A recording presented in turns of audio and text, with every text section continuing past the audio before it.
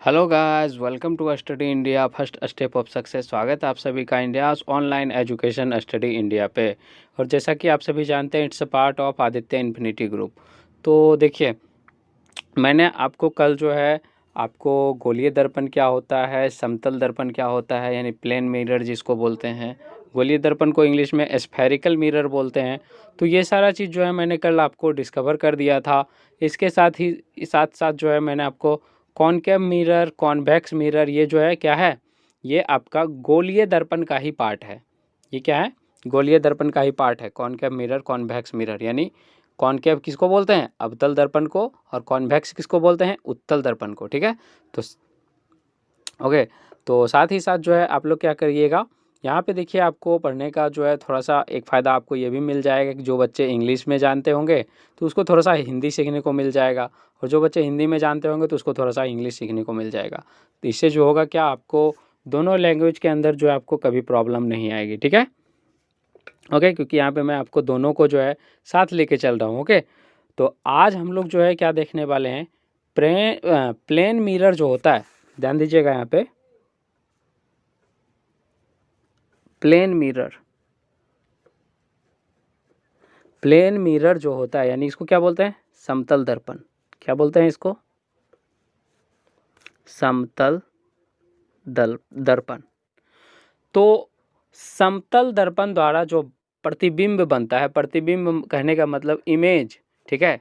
अगर इसको और जो है टूटी हुई लैंग्वेज में कहें, टूटी हुई भाषा में, तो फोटो, ठीक है, जो पिक्चर जो बनता है, ओके, इमेज जो बनता है समतल दर्पण के द्वारा, तो वो जो है कैसा बनता है। ओके, तो आज हम लोग सबसे पहले उसी के बारे में बात करने वाले हैं। ठीक है, तो ध्यान दीजिएगा यहाँ पे। और जो बच्चे जो है क्लास को शेयर नहीं करते तो शेयर कर दिया करो क्लास को। आपको जो है इतनी अच्छी नॉलेज दी जा रही, तो इसका जो है और भी बच्चे को बेनिफिट मिलना चाहिए, तो वहाँ पे शेयर कर दिया करो। ओके, तो हम लोग जो है आज वही बात करने वाले हैं, प्लेन मिरर में जो है पिक्चर कैसा बनेगा। ठीक है, चलिए आप अपना कॉपी पेन निकाल लीजिए, क्योंकि यहाँ पे जो है हम लोग आज थ्योरी पार्ट करने वाले हैं, साथ ही साथ जो है मैं आपको फिगर पे बताने वाला हूँ। ठीक है, तो बाकी का ओके, बाकी जो भी पार्ट छूटता है तो फिर हम लोग नेक्स्ट डे करते हैं, आपको पता ही है। लेकिन आपका कोई भी पार्ट जो है यहाँ पे छूटने नहीं दिया जाता है। ओके ओके, और केमिस्ट्री का जो है पूरा का पूरा कवर कर लिया गया है। तो अगर आपने केमिस्ट्री नहीं देखी है तो पीछे जाके जो है देख लीजिए, तो आपको जो है केमिस्ट्री में अच्छी खासी नॉलेज भी हो जाएगी। ओके, चलिए देखिए यहाँ पे प्लेन मिरर,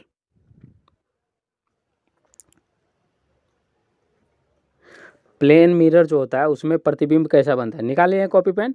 चलिए हेडिंग दीजिए कि प्लेन मिरर से बनने वाले प्रतिबिंब,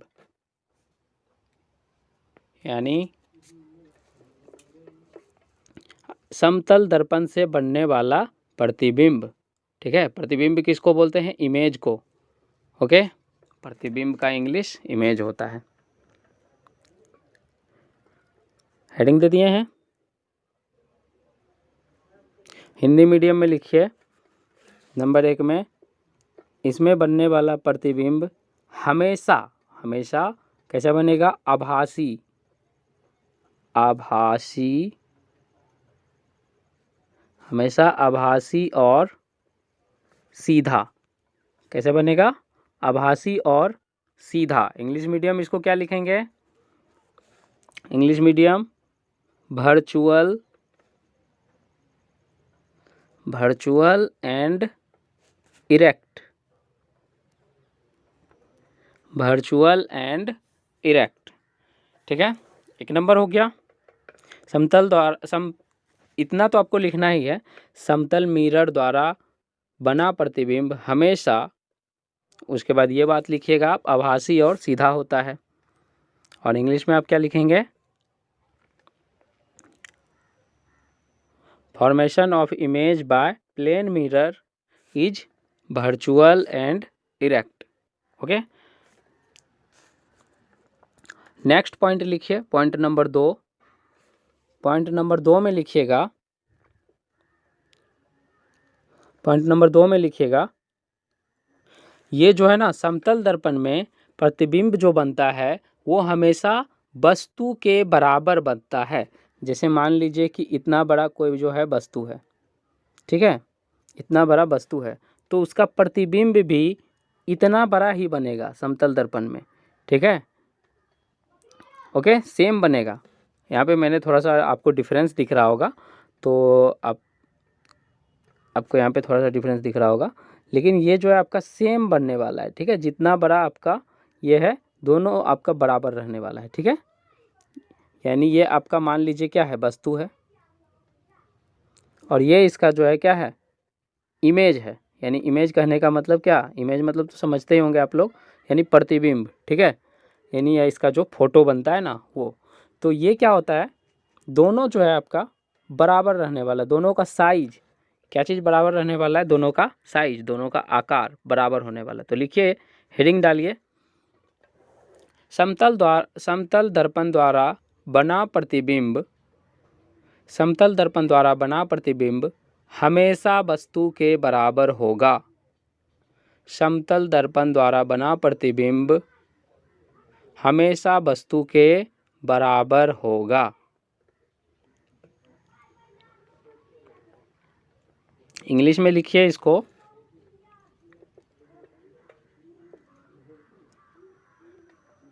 इंग्लिश में,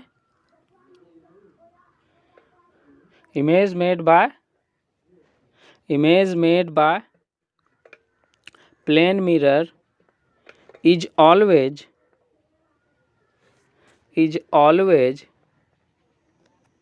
equal to size of object, ठीक है, यानी हमेशा ऑब्जेक्ट के बराबर होगा, ठीक है, ओके, लिख लिए हैं, ओके।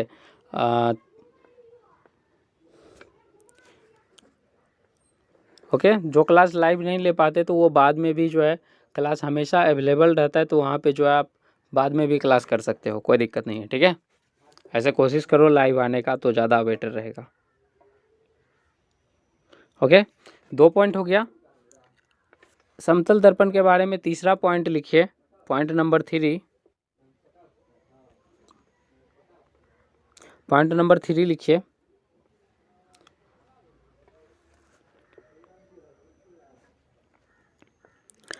प्रतिबिंब जो है, ध्यान दीजिएगा, प्रतिबिंब दर्पण के उतना ही पीछे बनेगा जितना दूर पे वस्तु रखा हुआ है। जैसे मान के चलो क्या, ये जो है आपका क्या है, मिरर है, सिंपल सा, ठीक है, ये क्या है आपका मिरर है, ओके, ये मिरर है, और यहाँ से जो है आपका 5 मीटर पे, ठीक है, मान लो, मानने में क्या जा रहा है, 5 मीटर 10 मीटर कुछ भी मान लो, 5 मीटर दूर जो है एक वस्तु है, एक वस्तु कुछ भी हो सकता है, आपका पेन हो सकता है, बुक हो सकता है, बॉल हो सकता है, कुछ भी हो सकता है, ठीक है। चलिए, तो एक वस्तु जो है ये है 5 मीटर दूर पे, ओके, तो इसका प्रतिबिंब जो बनेगा, ये 5 मीटर क्या है, दूर है, तो इसका प्रतिबिंब जो बनेगा वो दर्पण के 5 मीटर पीछे, ठीक है, यानी 5 मीटर आपका पीछे, बैक 5 मीटर पीछे, ठीक है, यानी इतना ही जो है क्या होगा, इतना ही दूर में ये इमेज बनने वाला है, ओके। ये किस में होता है, ये आपका समतल दर्पण में ऐसा होता है, ठीक है, यानी जितनी दूरी पे आपका वस्तु रखा हुआ रहेगा, इमेज आपका उतना ही पीछे बनेगा, ठीक है। अब ऐसा नहीं है कि ज़रूरी नहीं कि दर्पण जो है इतना मोटा हो, 5 मीटर जितना मोटा हो, लेकिन ये देखने में आपको इस तरह से दिखेगा, इमेज जो दिखेगा ना, तो वो दिखेगा, आपको फील होगा, दिख जाएगा आपको कि ये जो है 5 मीटर अंदर जो है दिखाई दे रहा है, ठीक है, ये आपको थोड़ा सा दिख जाएगा। तो आप लिखिए, इसका पॉइंट लिखिए, प्रतिबिंब दर्पण के उतनी ही दूरी पर बनेगा जितना दूर पर वह वस्तु रखा हुआ है। प्रतिबिंब दर्पण के उतनी ही दूरी पर बनेगा जितना दूर वस्तु रखा हुआ है। ओके,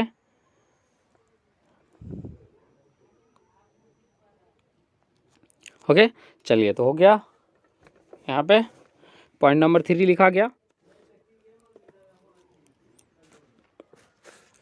ओके, समतल दर्पण वाला जो पार्ट था वो आपका कवर हो गया। ठीक है, इसके साथ साथ जो है आपका एक चीज़ और छूट गया था। तो एक चीज़ छूट नहीं गया था, वो तो मैंने जानबूझ के छोड़ा था।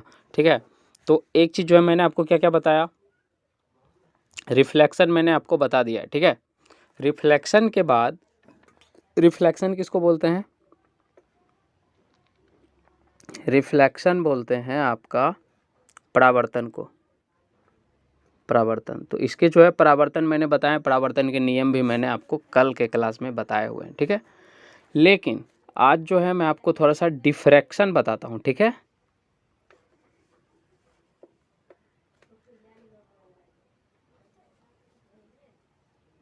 डिफ्रैक्शन, डिफ्रैक्शन का मतलब हिंदी होता है इसका विवर्तन। ठीक है, हिंदी क्या होता है, विवर्तन।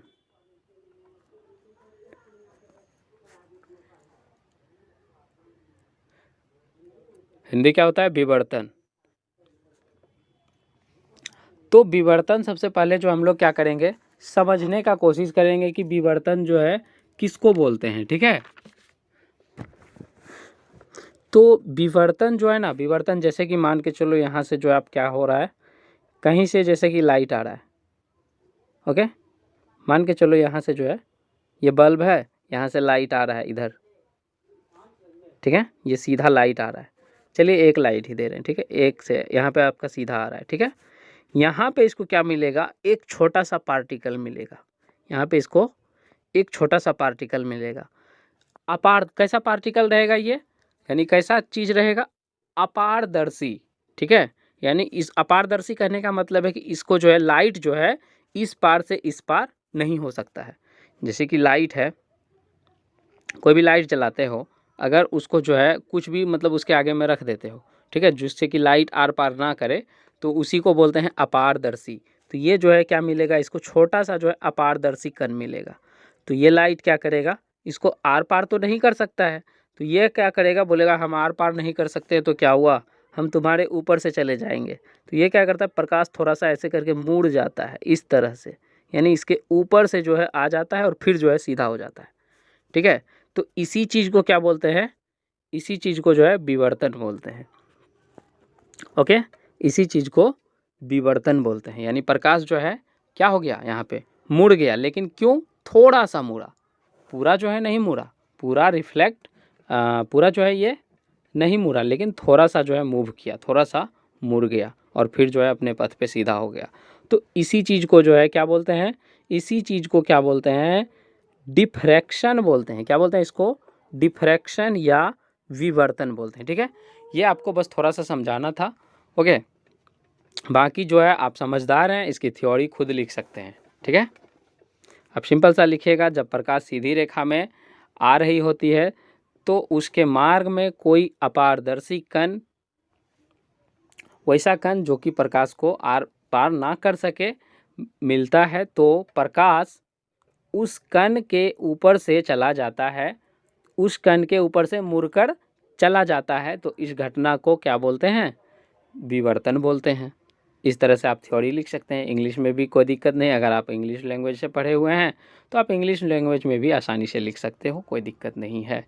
ठीक है, बाकी अगर आपसे नहीं होगा तो फिर जो है कमेंट कीजिएगा, मैं आपको जो है बता दूंगा। ठीक है, कोई दिक्कत नहीं। ओके, चलिए विवर्तन हो गया।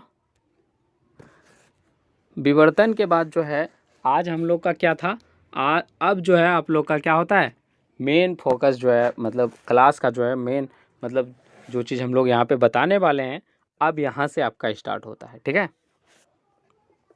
तो सबसे पहले मैंने आपको बता दिया है क्या, प्लेन मिरर में कैसा इमेज बनता है, ये आपसे क्वेश्चन में पूछा जाता है। ठीक है, तो इसको जो है बिल्कुल याद कर लीजिएगा, कोई दिक्कत नहीं। ठीक है, तीनों में से कोई भी पूछ देता है, कौन कौन सा पूछ देता है, ये आपको क्या पूछेगा, प्लेन मिरर, जिसको क्या बोलते हैं, समतल दर्पण। दूसरा पूछ देता है आपका स्फेरिकल। स्फेरिकल में दो टाइप के होते हैं ना, कॉनकेव, आपका कॉनकेव यानी कि क्या होता है ये, अवतल। अवतल दर्पण द्वारा बना प्रतिबिंब कैसा होता है। या फिर आपका पूछ देगा कॉन्वेक्स यानी उत्तल दर्पण द्वारा बना प्रतिबिंब कैसा होता है। तो मैंने आपको क्या बताया, प्लेन मिरर तो बताया। अब ये दोनों बचा, ये दोनों किसका पार्ट है, तो ये दोनों तो गोलीय दर्पण का पार्ट है। तो गोलीय दर्पण को समझने से पहले, गोलीय दर्पण में बनने वाला जो प्रतिबिंब होगा उसको समझने से पहले जो है आपको कुछ डिफिनेशन समझना होगा, कुछ चीज़ की परिभाषा जो है वो समझना होगा। तब आपको समझ में आएगा कि गोलीय दर्पण में कैसा प्रतिबिंब बनेगा, क्यों बनेगा, ये सारा पार्ट आपको क्लियर हो जाएगा। ठीक है, चलिए तो मैं एक एक करके आपको जो है परिभाषा डिफिनेशन लिखाता हूँ, आप जो है यहाँ पे देते जाइएगा हेडिंग। ठीक है, चलिए पहला हेडिंग दीजिए आप ध्रुव। पहला हेडिंग दीजिए ध्रुव। इंग्लिश में इसको क्या बोलते हैं, पोल। क्या बोलते हैं, पोल। ओके, चलिए तो पोल सबसे पहले जो है मैं आपको इसको जो है समझाने का कोशिश करता हूँ कि पोल जो है होता क्या है। सिंपल सा, क्योंकि इमेज जो है आपको, इमेज कहने का मतलब है आदमी को जो है ना सुनी हुई चीज़ से ज़्यादा देखी हुई चीज़ याद रहता है।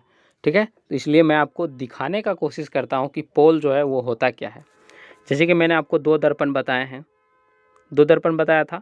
एक तो आपका बताया क्या, इस टाइप के दर्पण को मैंने क्या कहा था, ये जो दर्पण है आपका कौन सा दर्पण है, ये दर्पण है आपका अवतल, क्योंकि ये क्या है बीच में धंसा हुआ है दोनों साइड से।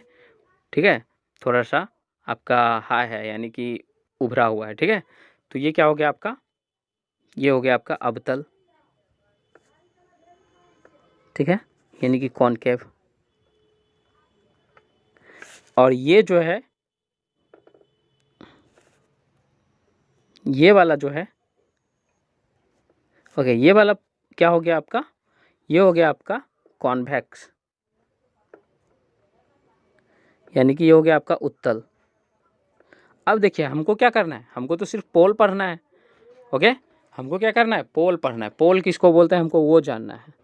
तो पोल जो है किसको बोलते हैं, परावर्तक सतह पे जो सेंटर होता है ना, परावर्तक सतह का सेंटर जो होता है उसको हम लोग पोल बोलते हैं। देखिए परावर्तक सतह आपका कौन सा, ये हुआ, और इसका सेंटर जो है कहाँ पे आएगा, बीच में। चलिए मैं कलर चेंज करता हूँ तब आपको जो है दिखाई देगा। इसका सेंटर कहाँ पे आने वाला है, यहाँ पे।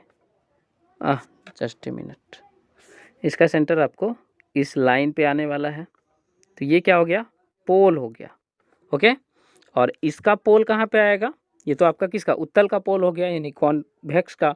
अब कॉनकेव का यानी कि अवतल का पोल कहाँ पे, अवतल का पोल तो नीचे है तो यहाँ आएगा, क्या दिक्कत है। ये हो गया। ठीक है, तो पोल तो आपको समझ में आ गया होगा कि किसको बोलते हैं। अब इसका जो है डिफिनेशन लिख लीजिए आप लोग। तो इसका डिफिनेशन जो है किस तरह से लिखिएगा,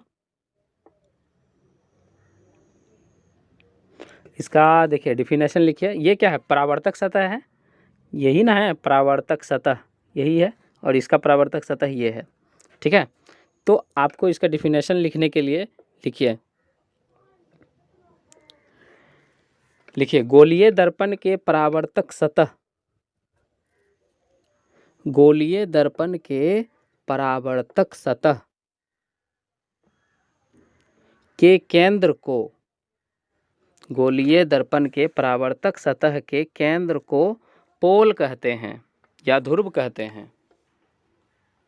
इसे P से सूचित करते हैं, इसे P से सूचित करते हैं। चलिए इंग्लिश मीडियम लिखिए।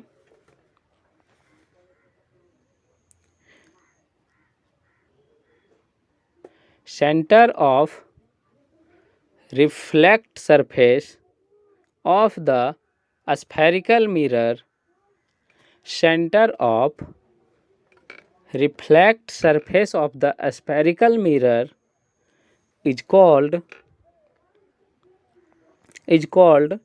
pole. It is denoted by P. It is denoted by P, यानी इसे P से सूचित करते हैं, P से। ठीक है। पोल का कहानी ख़त्म हो गया, पोल खुल गया, हटाओ। ठीक है, यानी यहाँ पे ध्रुव जो है आपका हो गया। ध्रुव किसको बोलते हैं ये आपको समझ में आ गया होगा। ओके, ध्रुव के बाद अब आप देखिए दूसरा चीज़, पोल के बाद आप क्या देखना है। अब देखिए आप लोग वक्रता त्रिज्या, हेडिंग दीजिए वक्रता त्रिज्या, लिखिए। ये सारा चीज़ जो है आपका डिफिनेशन पूछा जाता है एग्जाम में। ओके, वक्रता त्रिज्या इसको क्या बोलते हैं इंग्लिश में, रेडियस ऑफ कर्वेचर,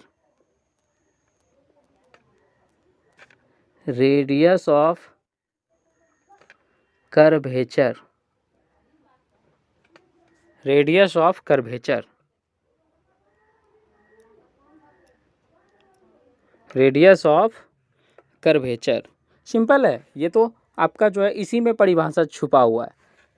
यानी कर्व का जो रेडियस होता है ना, उसी को क्या बोलते हैं, रेडियस ऑफ कर्वेचर बोलते हैं। सिंपल सा, अगर सिंपल लैंग्वेज में समझना है तो कर्व जो बनाते हैं ना हम लोग, यानी जैसे कि देखो सिंपल सा बात है, जैसे कि ऐसे इसको जो है क्या किए, कोई भी मिरर या तो ऐसे बनेगा या फिर ऐसे। ठीक है, स्फेरिकल मिरर का बात कर रहे हैं, तो ये जो है कोई ना कोई गोला का तो पार्ट है ना, ये दोनों कोई ना कोई गोला का पार्ट है। जैसे एक इतना सा हम टेढ़ा किए तो ये जो है इतना सा जरूर गोला बनेगा, जैसे कि हम इतना सा टेढ़ा किए तो ये जो है थोड़ा बड़ा गोला बनेगा।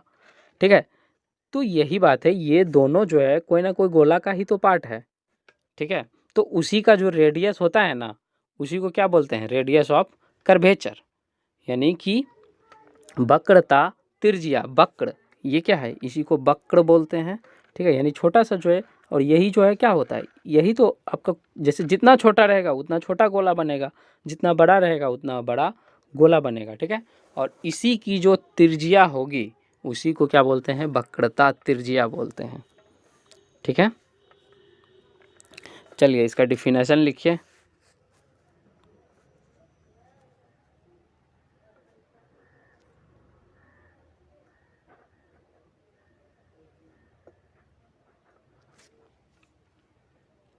ओके, तो वक्रता त्रिज्या तो मैंने आपको समझा दिया। ठीक है, और हाँ लिखिए,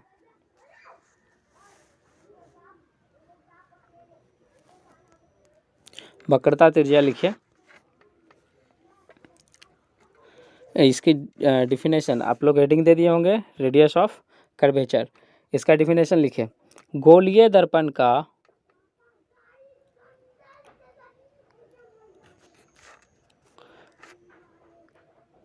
ऐसा लिखिए, गोलीय दर्पण का नहीं लिखिए, गोलीय दर्पण किसी ना किसी गोले का भाग होता है। जैसे कि कोई भी गोलीय दर्पण है तो वो या तो छोटा गोला का भाग हो, बड़ा गोला का भाग हो, लेकिन वो जरूर गोला का भाग होता है। तो लिखिए इसका डिफिनेशन, गोलीय दर्पण किसी ना किसी गोले का भाग होता है। तो इस गोले की त्रिज्या को, इस गोले की त्रिज्या को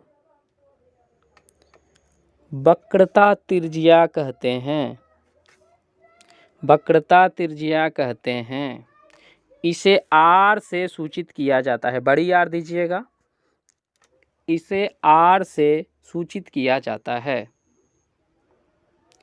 चलिए इंग्लिश मीडियम लिखिए, इंग्लिश मीडियम में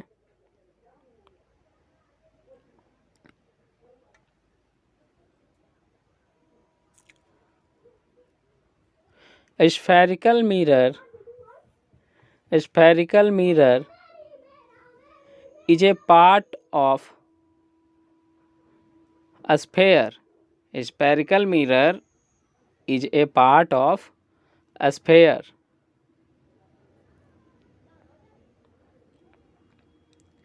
This sphere, this radius of a sphere, this radius of a sphere is called radius of curvature, radius of curvature.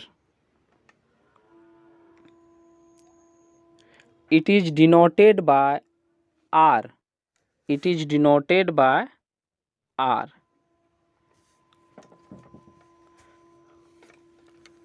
Okay, इसका डिफिनेशन आपको मिल गया।